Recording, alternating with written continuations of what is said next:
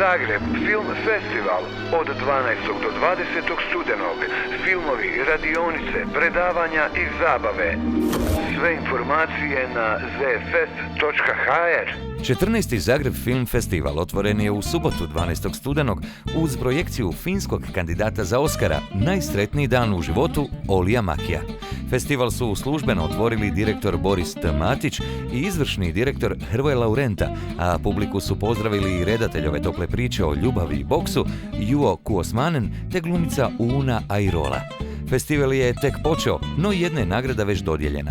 Nagrada Kino Europa za najbolji program u 2016. godini, koju dodjeljuje mreža europskih kina Europa Cinemas, svečano je uručena upravo na otvaranju festivala u preko 9 desetljeća staroj kino ljepotici. U narednih tjedan dana Zagreb postaje filmska meka, koja donosi više od 100 filmova, ali i brojne druge sadržaje poput radionica, predavanja i popratnih događanja.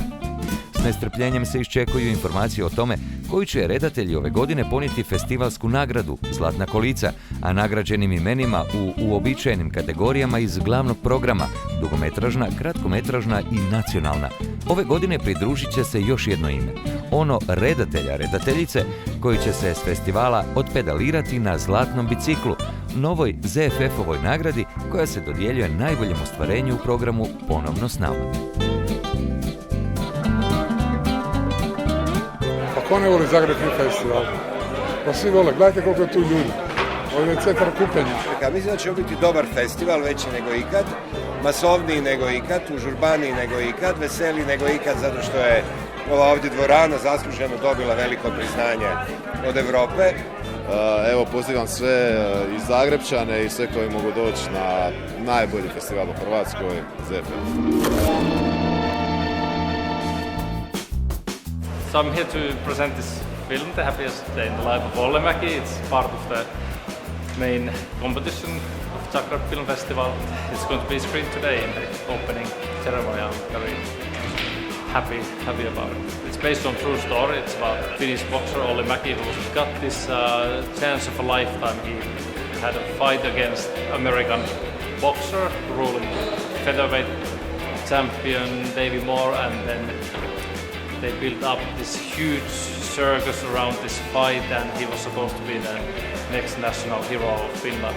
And he was also deeply in love during those days, so he had other things in his mind. My role is Raija Jänkä, and she's the fiancée of boxer Olli-Mäki. I just came from Ljubljana.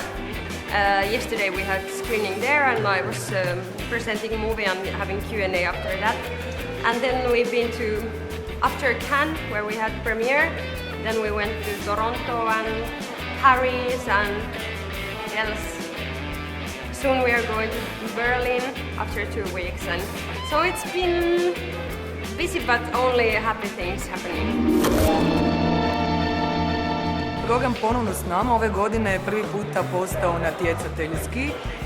Riječ je o programu u kojem se prikazuju filmovi proslavljenih autora, čiji su prvi ili drugi film bili ranije prikazani u natjecateljskom programu ZFF-a. U ovom programu dodjeljuje se nagrada Zlatni bicikl.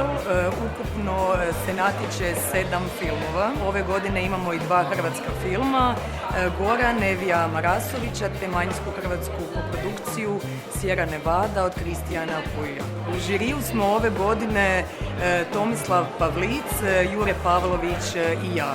Pozivamo publiku da dođe pogledati ovaj program, da vidimo nove uratke slavnih redatelja, da vidimo što su nam novo pripremili, sad su već odrasli, i da vidimo što su naučili u svom profesionalnom životu.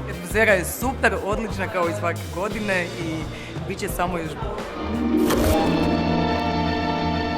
U predstojećim danima očekuju vas svakodnevni filmski užici na 6 lokacija, te druženja s ekipama filmova Oslobođenje Skoplja, Rade i Danila Šerbeđije, Ne gledaj mi u pjat, Hane Jušić, kao i s francuskim redateljem Morganom Simonom, koji će predstaviti svoj izvanredni debi Opus Tinte. Sve informacije o programu možete pronaći na www.zff.hr.